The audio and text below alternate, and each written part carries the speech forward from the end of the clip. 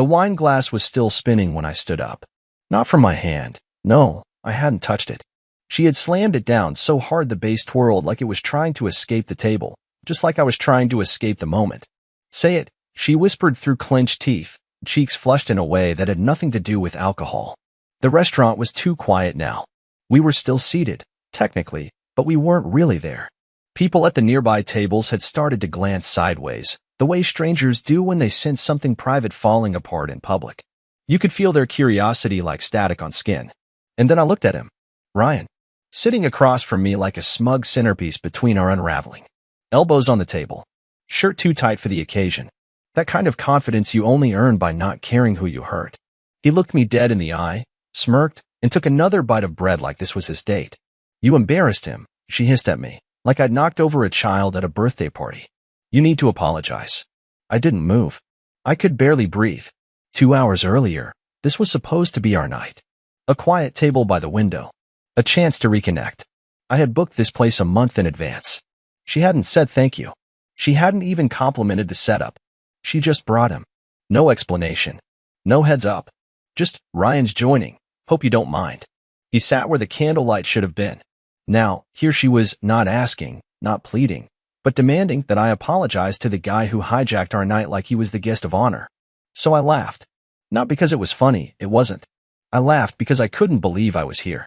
Because I couldn't believe she thought this was normal. Because somewhere deep down, I knew I had no one to blame but myself for letting it get this far. I stood up. I didn't yell. I didn't cry. I didn't flip the table. I just said, loud enough for both of them to hear. "Pick. Right now. Him or me." Her mouth fell open like she hadn't expected me to have a spine. And Ryan, still chewing, looked mildly amused, like I had just added a little spice to an otherwise boring evening. I didn't wait for her answer. I turned and walked out, heart racing, hands cold, questions screaming inside my head. I didn't know where I was going. I just knew I wasn't staying. And what happened after that? Well, let's just say she made her choice. But she had no idea what I already knew. No idea what I had seen. And no idea what I was about to do next. I didn't make it far before I sat down on a bench across the street, staring at my reflection in the dark glass of the restaurant window. I could still see them in there, her hands fidgeting with her napkin, Ryan stretching like he'd just won a prize. I waited, foolishly, for her to chase after me. I gave it 5 minutes. Then 10. I even reached for my phone once, thumb hovering over her name, but I didn't press it. Instead, I scrolled to the photo I had taken earlier that day, the one I wasn't supposed to see. You see, this didn't come out of nowhere. I hadn't told her, but I'd been noticing things for a while now. Little slips. Mismatched stories. The way she suddenly changed her lock screen from a photo of us to a quote about freedom. I wasn't proud of it, but I'd done something I'd never done before. I checked her shared photo album with Ryan. She forgot to turn off syncing. And there it was, a picture of the two of them at a rooftop bar 2 weeks ago. Her in the dress she told me she only wore for me. His hand suspiciously close to her waist. But it wasn't the photo that broke me. It was the caption. "To the nights we never have to explain." She thought it was private. She thought I'd never see it. But I did. And I kept it in my pocket like a wound I wasn't ready to show anyone.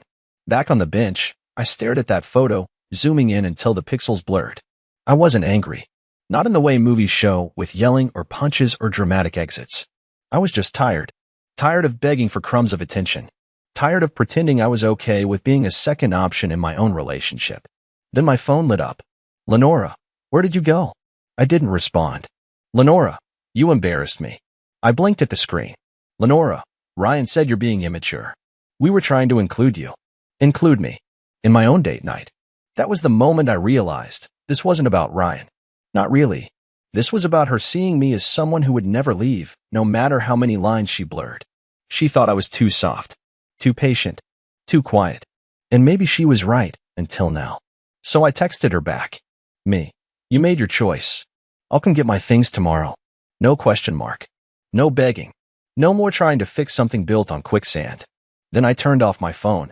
That night, I didn't sleep.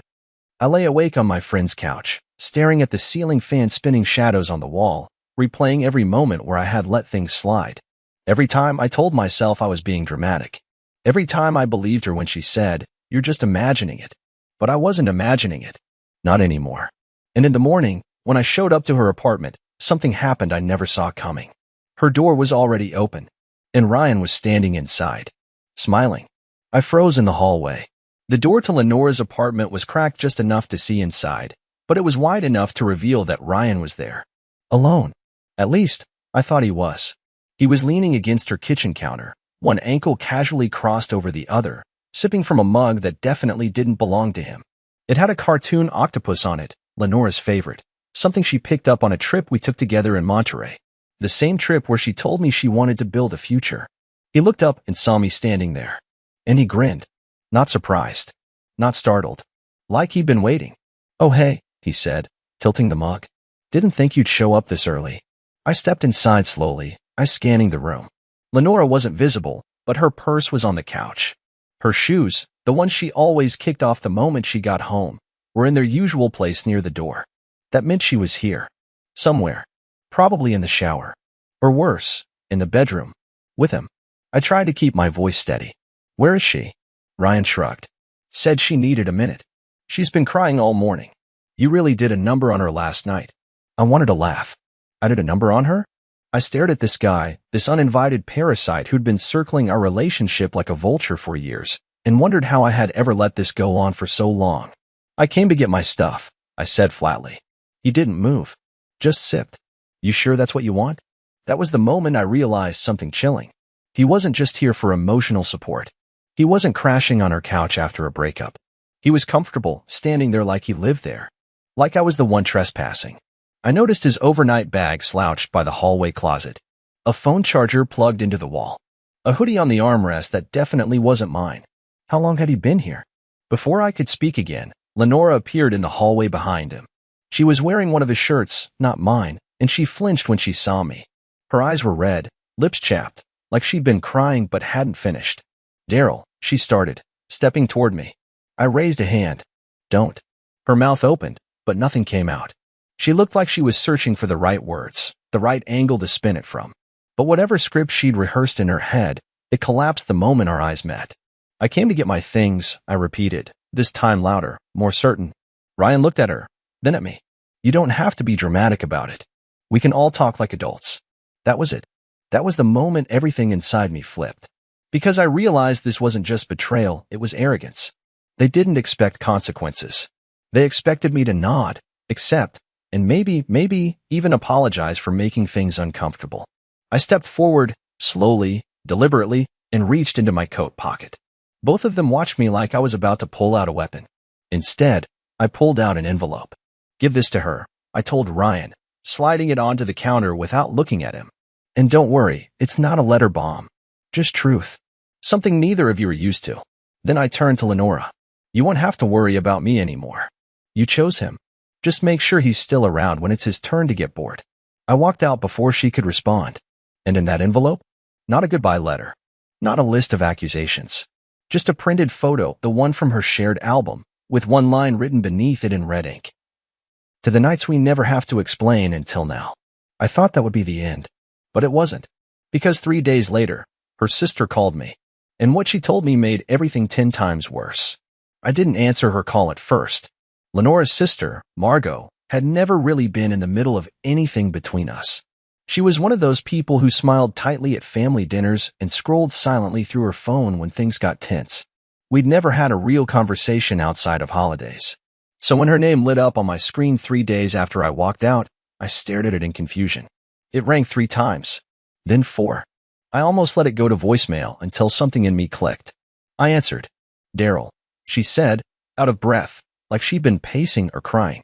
"Are you okay?" I hesitated. Yeah. Why?" There was a pause on the other end. A rustling, then the faint sound of a door closing. She was somewhere private. "I wasn't going to get involved," she said quickly. "But I saw what Lenora posted this morning and I had to call." I sat up straighter. What did she post? She took a picture down an hour later, but I saw it before it disappeared. It was a photo of her and Ryan. In bed. Not doing anything, but clearly naked under the covers. She captioned it, "No more secrets. Just us." My stomach twisted. Margot kept talking. She said she was finally living her truth. But Daryl, that's not what I'm calling about. It's something else. I held my breath. She's been rewriting the whole story. telling people you were emotionally unstable, that you were controlling, that you were the reason she and Ryan got close. Of course she was. She wasn't just moving on, she was erasing me and repainting the wreckage like I was the one who lit the match. I felt my face go hot. It wasn't enough to leave me, she needed to make sure I looked small in the stories she'd tell everyone else. But Margot wasn't done. She said something else. Something weird. Last night she got drunk and told me that Ryan had been, well, sleeping over for months. She said you already knew and were pretending not to. That it made things easier. I stood up, heart pounding. What? She thinks you always knew. That you just didn't care enough to confront her. That you were too spineless to stop her. I didn't even realize I was shaking until I spilled water from the glass in my hand. Spineless. That's what she thought of me. That's what she always thought. I was the placeholder. The fallback. The one she could humiliate quietly, slowly, and still expect to forgive her every time. But the most haunting part? She wasn't entirely wrong. I had known, deep down. For weeks. Months, maybe. And I did pretend. Because I thought if I loved her enough, she'd stop hurting me. That night, I sat in my apartment with my laptop open, staring at her social media. She had deleted the photo, just like Margot said, but the damage had already been done. Friends were commenting with vague congratulations. Some were tagging Ryan in jokes that made my stomach churn. There was no shame, no guilt, just celebration, like I had never existed. But it wasn't over. Not for me. Because buried in the mess of comments was one I recognized instantly. From Ryan's ex-girlfriend. Her name was Celeste. And her comment was simple. Funny how history repeats. I clicked her profile. My hands were sweating. Her entire feed was private, except for one post from 2 weeks ago. A screenshot of a text message. Ryan, trust me, babe. She's just a backup plan. Always has been. I stared at the screen, breath caught in my throat. He wasn't just using me. He was using her, too. And suddenly, I wasn't the only one carrying receipts. I must have read that message from Celeste 10 times before it truly settled in my chest like a stone. She's just a backup plan. Not, she's the one. Not even she doesn't matter. No, it was colder than that. It meant Lenora wasn't special to him either. She was just temporary. A placeholder. The irony stung like ice against a burn.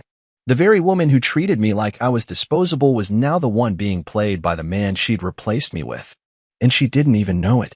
But I did. And now I had a choice. Walk away, let her live in the illusion, or do something about it. I didn't sleep that night. Instead, I messaged Celeste. I didn't expect a reply. I just introduced myself and said, I think we both got used. That's it. No accusations. No plan. Just honesty. She responded within 5 minutes. Her first message, you have no idea. Within the hour, we were on a video call, 2 complete strangers linked only by the same mistake. She looked tired. Not in the physical sense, but in the way someone looks after being lied to so many times that they stop believing anything at all. She told me that Ryan had a pattern, a long one. That Lenora was the 3rd woman he had rescued from a failing relationship, only to slowly isolate and manipulate. He has this way of making you feel like your current partner is the problem, she said. Then he swoops in, says all the right things, builds this emotional affair until you slip, and by the time you realize what he is, you've already pushed everyone else away. I sat back, stunned. She wasn't bitter. She was precise. Like someone who had rehearsed the words too many times in her head. But the worst part, she said, leaning forward. He never stays. Once the relationship becomes his, he gets bored. He needs the chase. Not the person. I couldn't speak. Every piece of the puzzle was clicking into place. Lenora hadn't just chosen someone else. She'd walked straight into a pattern, thinking she was writing a love story, not realizing she was chapter 3 in a much darker book. Celeste had screenshots, texts, voice notes, even a screen recording of him FaceTiming her while still dating Lenora, saying, I'm just being patient. She's not ready to leave him yet. The date on that video? 2 weeks before Lenora gave me that you need to apologize ultimatum. I didn't know what to feel anymore. Rage? Vindication? Maybe just exhaustion. But I knew one thing for certain, I wasn't going to keep quiet. I thanked Celeste. I didn't ask her to get involved. I didn't need her to. She'd been burned enough already. But what she did next, I'll never forget. She posted the video, publicly, and tagged both Ryan and Lenora. It didn't even take an hour before I started getting texts. First from an unknown number, you better take that down. This is defamation. Then from Lenora, I need to talk. Please. It's not what it looks like. That one nearly made me laugh out loud. I ignored them both. But 2 days later, Lenora showed up. At my apartment. Soaked in rain, makeup streaked, hair tangled like she'd run through a storm. And her first words? Not, I'm sorry. Not, you were right. She looked at me and whispered, why didn't you protect me from him? And I realized, with a crushing weight, she still didn't get it. I stood in the doorway, staring at her, drenched, shaking, mascara bleeding like ink over pages of a story she no longer controlled. I didn't move. She wasn't supposed to be here. She wasn't supposed to come back. And definitely not with that question. Why didn't you protect me from him? It knocked the wind out of me. Not because I didn't expect some kind of excuse or spin, but because even now, even after all the lies and deception, she was trying to shift the blame. I was the one she had abandoned. I was the one she had replaced. I was the one sitting alone in our apartment, eating leftovers she used to complain about, while she posted photos of fresh starts. And now I was supposed to be her shield? I stepped aside without a word, mostly because the storm behind her was pouring buckets and I didn't want the hallway neighbors watching. She stepped inside hesitantly, water dripping from her sleeves onto the hardwood like guilt she couldn't mop up. She looked around like everything was unfamiliar, like the place had shifted since she left.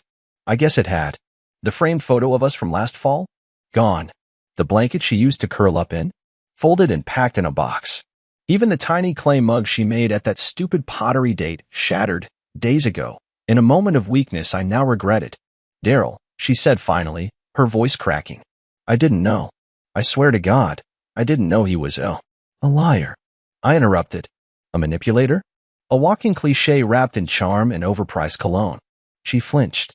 I didn't know he was doing that to other women, she added, softly. I thought what we had was real. I almost pitied her. Almost. I begged you, I said, my voice rising for the first time in months. I begged you to see what he was. I tried to talk to you about boundaries. You called me controlling. I tried to explain how it felt to be constantly sidelined. You said I was insecure. I stood there while you dismantled everything we had and handed it to him gift-wrapped, and now you want sympathy? She blinked hard, her lower lip trembling. I made a mistake. No, Lenora, I snapped, stepping closer. You made a choice. Repeatedly. You let him crawl between us and watched him tear me down with a smile. You didn't just fall into this. You chose him. You defended him. You told me to apologize to him. Do you remember that? She didn't answer. She didn't have to. I saw the video, I said, softer now. The one Celeste posted. The one where he called you a backup plan. Her shoulders sagged. I didn't know, she repeated, voice barely audible. He said things, made me feel seen. I thought you didn't want me anymore. You stopped holding me. You stopped fighting. I stopped, I said slowly, because I could tell I'd already lost. We stood there in silence. Her in the ruins of what she thought was a triumph. Me in the ruins of what I thought was love. Why are you here, Lenora? I finally asked. She looked up, her eyes brimming. Because I don't know who I am without you. That broke something in me I didn't even know was still intact. She hadn't come back for me. She had come back because she didn't want to be alone. Because Ryan had moved on. Because the applause died down. Because shame had finally found its way in. I'm not your cure, I said quietly. You threw that away the night you let him sit across from me and call it inclusion. I walked to the door and held it open. You deserve better, she said, voice trembling again. I just didn't see it until it was too late, I finished. She stepped out slowly, and for the first time, she didn't argue. She didn't plead. She just walked. And I thought that was the last chapter. But the next morning, I opened my email and found something that would unravel everything all over again. An anonymous message. One sentence. Check his phone records. You'll want to see who he was really calling while she was with you. I stared at the email for a long time. The message had no subject line, no name, no clue as to who sent it. Just one chilling sentence. Check his phone records. You'll want to see who he was really calling while she was with you. It sounded like bait. Like the kind of thing you delete and forget because diving in means inviting pain. But curiosity mixed with paranoia is a toxic thing, and my brain had already started unraveling possibilities before I could stop it. The thing was, I couldn't access Ryan's phone records. He wasn't someone I had any real connection to. But I remembered something. Months ago, Lenora had used our shared Wi-Fi password to help Ryan set up some streaming app on his tablet. The paranoid part of me had, at the time, created a local login to our router to see what devices connected and when. I never removed access. Don't ask why I did that. I just did. Good instinct? Insecurity? Survival? Either way, I logged into the router portal. To my surprise, Ryan's device, labeled Ree's iPad Pro, had been auto-connecting every time he was near our place, even after I left. Even last night, I scanned through the connected sessions and noticed something strange. Every time Lenora had supposedly been with me, late nights or date nights when she told me she was just heading to bed early, his device had connected to our Wi-Fi between 11 p.m. and 2 a.m. Multiple times. Patterned. Predictable. Intimate. And then I found something that turned my blood cold. One of those nights, specifically the same night she called in sick to a weekend getaway we had planned, there were outbound log entries to a third-party call forwarding app. I couldn't see the numbers, but I recognized the service. It's used to mask real calls through different devices. It also stores voicemail, unless cleared. That was my next move. I dug deep into old backup links, folders I had ignored in our shared cloud, and found an auto-synced audio file, dated 2 months ago. I nearly dropped my phone when I hit play. Ryan's voice. She's in the shower. No, she doesn't know I'm calling. She still thinks I'm keeping her busy. I'll get the video, don't worry. Just make sure she never sees the wire transfer. I've got her wrapped up tight. She thinks this is love. Then silence. I had to sit down. This wasn't just infidelity. This wasn't just emotional manipulation. Ryan was working with someone else. I didn't know who the other person was. I didn't know what video he was talking about, or what money was being hidden. But this wasn't about love. It wasn't even about lust. This was a setup. I replayed the message again, trying to isolate details in the background, a faint hum, maybe a television in another room. Nothing concrete. That's when I remembered Celeste. I hadn't spoken to her since she posted the video. I messaged her again, quickly, asking if she'd ever heard Ryan talk about someone else. A third party. Something involving money. She called me instantly. I was waiting for you to find that, she said, without even a hello. You knew. I asked, voice cracking. I knew he was doing something sketchy. I didn't know how deep it went, she said. But the day I left him, he was on the phone with someone named Carson. I don't know who that is, but he sounded scared, like he owed him something. My mind reeled. Carson. That name, it pinged something. And then I remembered. Lenora's old coworker. A guy from her previous office who was quietly fired. Something about inappropriate use of company funds. She told me about him once, laughing like it was a joke. Said he was the kind of guy who talked fast and disappeared faster. Now it made sense. Ryan was helping Carson run something shady, and Lenora, somehow, had become a pawn. Or worse, an accomplice who didn't realize she was in over her head. I didn't want to save her. Not anymore. But I also couldn't look away. I gathered every file, screenshot, and recording I had. I copied them to a USB stick, then mailed it anonymously to her office. No note. No signature. Just a label on the envelope. Truth, before it swallows you too. I thought that would be the end. But I underestimated her. Because the next time I saw Lenora, she wasn't crying. She was furious. And she brought company. When I opened my front door that day, I expected drama. I expected tears. What I didn't expect was to see Lenora standing on my porch with a man in a charcoal suit behind her and a folder clutched in her hands like it weighed 1,000 pounds. She didn't say anything at first. Just stared at me, tight-lipped, like she didn't trust her own voice. I stood in the doorway, arms crossed, silent, waiting. Finally, she spoke. I know you sent it, she said, her voice low. The envelope. The recordings. The logs. I didn't confirm or deny it. The man beside her stepped forward. My name's David Landry, private investigator. Ms. Brock hired me last week. She believed there was more to the story than Ryan ever told her. She was right. He handed me the folder. We confirmed the man Ryan was working with is Carson Vellum, currently under investigation for corporate fraud, laundering, and identity manipulation. Your audio file helped connect the dots. Lenora's accounts were being used, without her knowledge, as transaction bridges. She was being set up. I glanced at Lenora. Her eyes were rimmed with red, but not from crying. It was something deeper. Humility. Fear.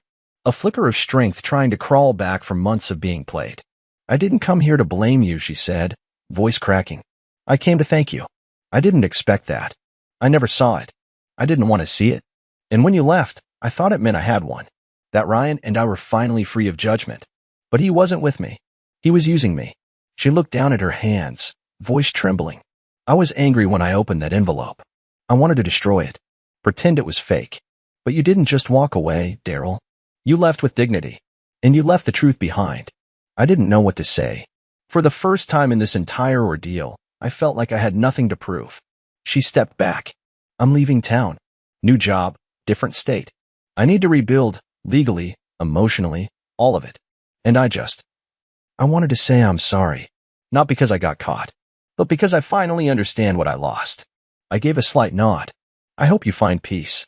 That night, after they left, I sat in my apartment, the same couch where I once curled up, wondering if I was the problem. But this time, I wasn't consumed by doubt. I felt light. I had walked through fire, and somehow, I wasn't scorched anymore. Weeks passed. No messages. No drama.